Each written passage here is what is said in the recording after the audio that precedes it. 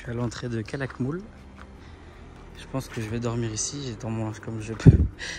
Je pense que je vais dormir ici. Je sais pas si j'ai le droit, mais pour l'instant on me dit rien, donc je vais rester là.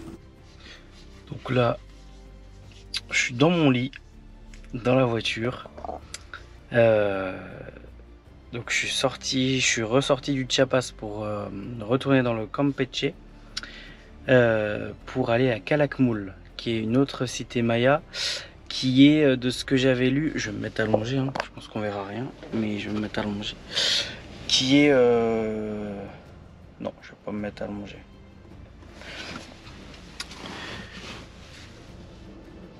J'ai changé la lumière, ouais. Qui est dans la jungle et qui est, selon ce que j'ai vu, une des plus belles. Enfin, c'est un peu un des meilleurs souvenirs à chaque fois des voyageurs qui sont venus dans cette région. Donc j'ai hâte de faire ça demain. C'est vraiment dans la jungle. On peut limite voir des animaux et tout. Donc je pense même que je vais prendre un guide. Je verrai bien combien ça coûte et demain matin, je vais y aller à 6 h demain. Là, je suis garé de... En fait, c'est une route qui fait 60 km.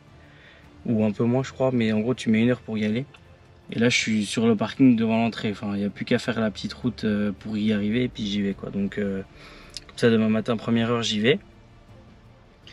Je suis sorti du Chiapas. C'était génial. Aucun problème. Mis à part ma roue. J'ai la roue avant gauche qui avait une hernie.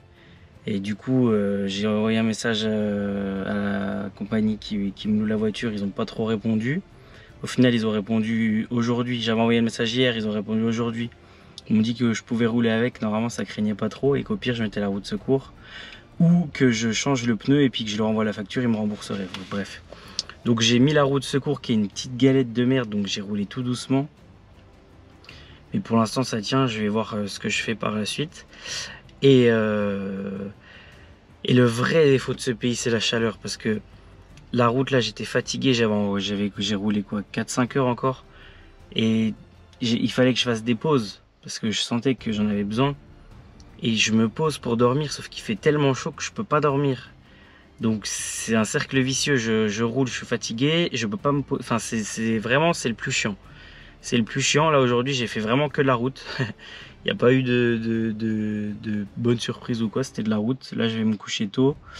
Je me suis installé là, un petit campement, j'ai fait sécher mes affaires en espérant qu'il ne pleuve pas cette nuit.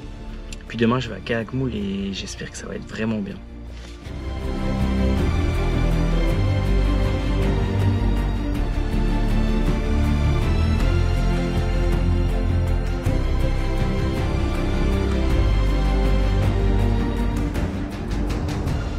Con Ismael.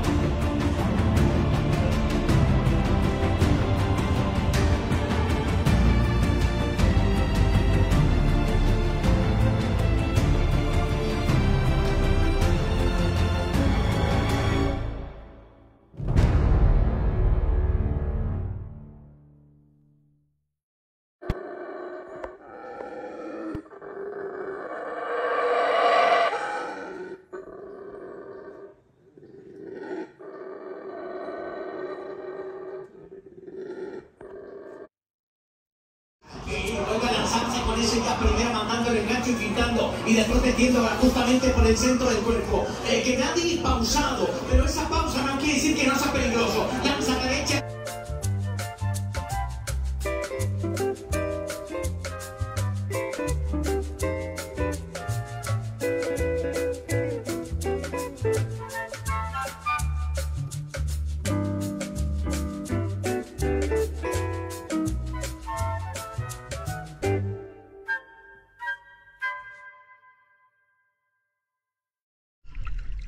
Je sais pas si on m'entendra bien. Là, je suis au milieu de la lagune de Bacalar, la lagune aux 7 couleurs, 7 bleus, parce qu'il y a 7 nuances de bleu sur toute la lagune. L'eau, elle est bonne. Je pensais qu'elle allait être super chaude, mais en fait, elle est juste bonne. Elle est toute douce, elle est pas salée. Et là, t'es tranquille. Je viens de manger dans un bon resto. On peut laisser les affaires, donc j'ai laissé toutes mes affaires là-bas. Parce que ça craint pas, tu peux laisser tous tes trucs. Et là, je suis parti me baigner. Je vais rester là toute l'après-midi.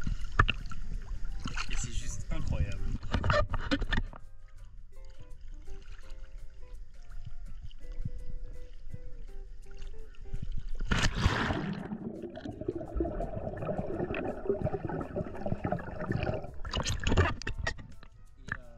Après, je vais peut-être aller prendre un kayak pour faire le tour en 2-3 heures parce qu'il y a des trucs à voir et je vous montrerai ça plus tard.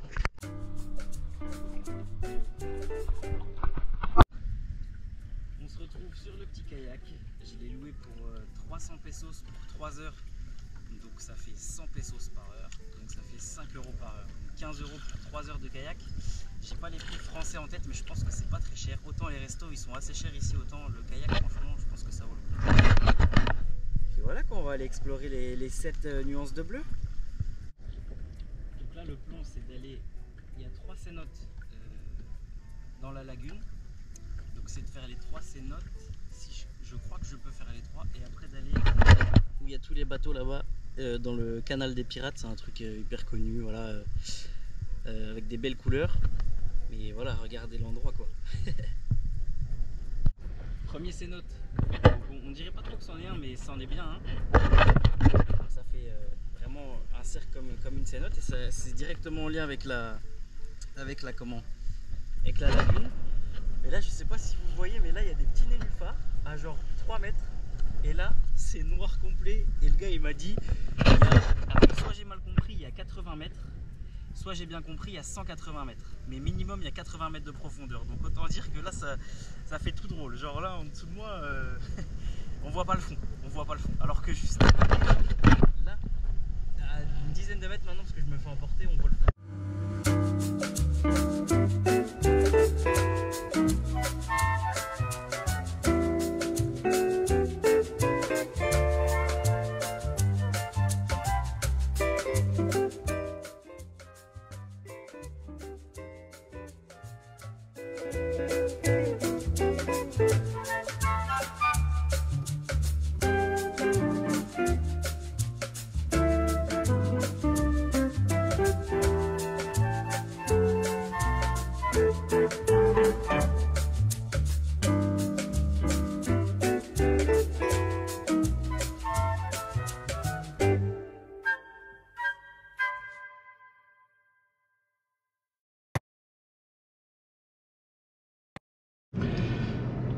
Qu'est-ce qui fait qu'une journée, elle est bonne? Bien dormir, bien manger et trouver un bon endroit pour chier.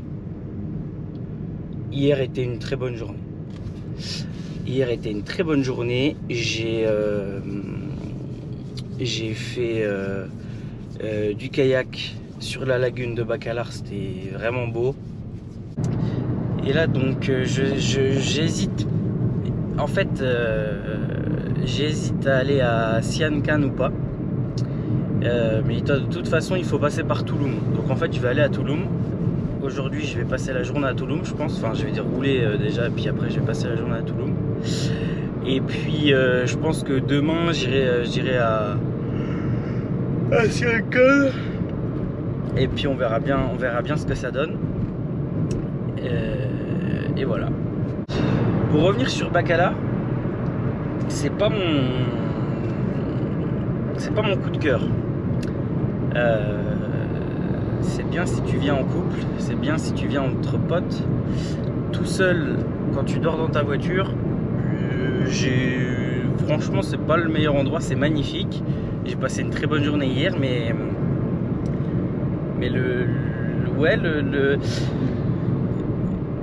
je sais pas, c'est pas la place que j'ai préférée. Tout le monde m'avait conseillé de venir, je regrette pas, mais c'est pas ce que j'ai préféré. Et c'est quand même déjà un peu bobo chic. Et là, il y a beaucoup de gens beaux, des couples un peu mannequins comme ça. C'est cher, franchement, c'est pas loin d'être les prix de la France. Donc, ouais, si tu viens avec ta meuf et que tu fais une espèce de lune de miel et tout, c'est un très bon endroit. La lagune, elle est paradisiaque. Tu te mets sur un hôtel, hop, t'arrives sur ton petit ponton et tout, tu te baignes. Voilà, entre potes, pareil, tu prends des jet skis ou tu prends un kayak, tu fais les cons la journée sur la lagune, puis le soir tu sors, c'est bien et tout. Mais tout seul. Et le samedi, quand je suis arrivé à Bacalar en fin de journée, c'est le premier jour où je me suis dit qu'être tout seul, là pour le coup c'était un inconvénient et que j'aurais bien aimé être plusieurs. Parce que je suis sorti le soir et j'aurais bien aimé être avec des potes pour m'amuser un peu plus. C'est la première fois que je me le suis dit. C'est comme ça, de toute façon je savais que ça arriverait. Je suis seul quand je le veux et je parle avec des gens quand je le veux tout au long du voyage. C'est vraiment la première fois que ça me le fait. Puis comme j'avais pas pris d'hôtel, forcément tu peux rencontrer, c'est moins facile pour rencontrer les gens. Donc ouais, c'est le seul jour où ça me l'a fait, le samedi là à Bacalar, où je me suis dit être avec des gens c'est quand même pas mal. Mais sinon ouais, je recommande, mais pour le voyage que je fais, c'est pas l'endroit que j'ai préféré. Depuis que je suis allé dans la jungle et que les moustiques m'ont vraiment détruit, je me gratte toute la journée. Toute la journée, je me gratte, on dirait un camé qui est en manque de sa dose de crack ou je sais pas quoi. Je me gratte toute la journée, c'est horrible. Mais vraiment, c'est la première fois que ça me fait ça. Mais je suis piqué partout, je me gratte tout le temps. J'ai de la pésil là pour l'après-piqûre. Ça marche un petit peu, mais là vraiment c'est horrible. Je ne fais que me gratter. Pour vous donner une idée des prix à Tulum, à Bacalar, je pense d'ailleurs que Tulum ça sera pareil voire pire. Une frite dans un bar où j'ai été, c'était 4 € la frite. Donc le coca était un peu moins cher, c'était genre 1,50 €, 2 € le coca je crois. Donc c'était un peu moins cher, mais pour manger c'était le même prix. Les crêpes elles sont à 2,50 €, 2 €, 2,50 €. Donc c'est vraiment un peu pareil que la France. Je suis sorti le soir dans un espèce de bar ambiance et tout. Le bar il était cool, il avait, je sais pas c'était quoi le nom, mais il avait une vraie identité machin. Mais devant t'avais tous les jeunes mexicains un peu zonards du coin qui attendaient qu'il y ait une bagarre pour venir se mettre dedans. Ça a pas loupé, il y a eu une bagarre, il y en a un qui est rentré dedans. Donc c'était, ouais, je sais pas, c'est pas la place que j'ai préférée. J'ai pas vu trop de locaux en fait, à part ceux qui travaillent dans les bars et dans les hôtels et tout, qui vendent les tours de kayak et de bateau. Enfin je sais pas, c'est pas l'endroit que j'ai préféré franchement. Le resto par exemple hier, la Playita, c'est un resto que j'ai vu qui était beaucoup recommandé sur les blogs que j'ai vu sur internet de Français qui partent à Bacalar. Ça m'a coûté je crois 25 €. Alors je me suis vraiment pas privé hein. Franchement j'ai pris une entrée, un plat, un dessert et 2 boissons, enfin 2 eaux minérales. En fait eau minérale là-bas c'est eau gazeuse, donc 2 eaux gazeuses. Et avec j'ai laissé 10% de pourboire quand j'ai payé par carte, et ça m'a coûté ouais 500 et quelques pesos, donc ça fait 25 €. Donc 25 €, c'est presque comme en France. Alors dans le même cadre en France tu payes plus, mais je veux dire voilà, ça ressemblait quand même à ce qu'on peut trouver en France. Alors c'était très bon. Voilà, encore une fois je me suis fait plaisir et tout. J'ai dormi ça fait Je dors dans la voiture depuis pas mal de temps là, donc voilà, un petit resto ça fait pas mal. C'est le premier que je fais au Mexique. Et ce qui est bien en fait, c'est que tu manges. Donc en plus ils te mettent devant la lagune. Donc vous allez voir, vous avez vu sûrement la vue de la lagune depuis où je mangeais. Et donc tu manges et ensuite tu laisses tes affaires où t'es. C'est safe et tout. Et puis tu vas sur le petit ponton et tu vas te baigner en fait. Et du coup tu peux rester toute l'après-midi, donc ça vaut quand même le coup, dans le sens où voilà, moi je suis arrivé à 12h30, j'ai mangé et tout, et à 13h30, 14h j'ai été me baigner jusqu'à 15h30, 16h dans la lagune quoi, et après tu reviens et puis tu pars quand tu veux en fait, donc c'est quand même stylé, l'ambiance elle est cool et tout, donc ouais c'était sympa, mais les prix ça ressemble vraiment à ce qu'on peut trouver en France quoi.